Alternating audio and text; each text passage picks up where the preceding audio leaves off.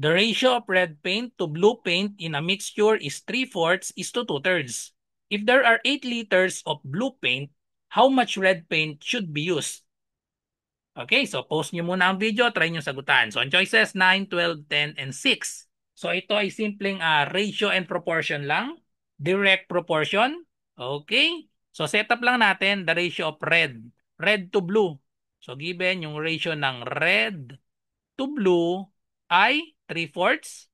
So fraction nga lang ito, 3/4 to 2/3. So ang question, if there are 8 liters, 8 liters of blue, 8 liters of blue paint, so lagay natin dito sa column ng blue yung 8, how much red paint should be used? So lagyan natin ito ng N. Okay?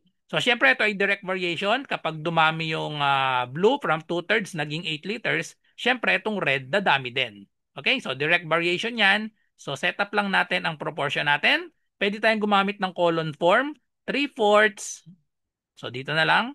3/4 is to yung kapartner niya. 3/4 is to 2/3 equals, ito yung pangalawang pair natin, n is to 8.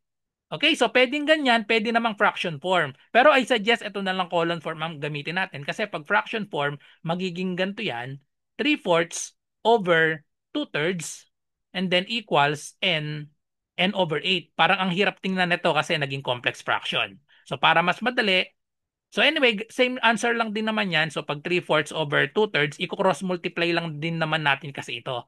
I-cross multiply natin. So ito dito, tapos ito dito sa kabila. Or pwede naman itong kabila kapag column form ang ginamit, multiply natin yung nasa loob. Yan yung means, multiply yung means equal sa product ng extremes, yung nasa magkabilang dulo. Okay, so we have 2/3 times n, that is equal to 2/3 n equals 3/4 times 8. So we have 3/4 times 8. So ngayon, para ma-simplify, tanggalin natin yung 2/3. Kailangan n yung matira. To solve the value of n, i-multiply natin sa reciprocal.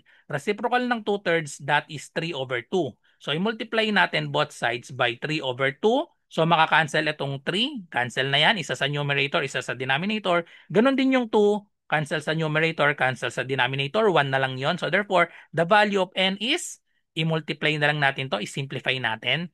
Yung 8 tsaka itong 4 pwedeng ma-divide or pwede nang ma-divide pala sa itong 8 sa 4 and 2 kasi 4 times 2 that is 8.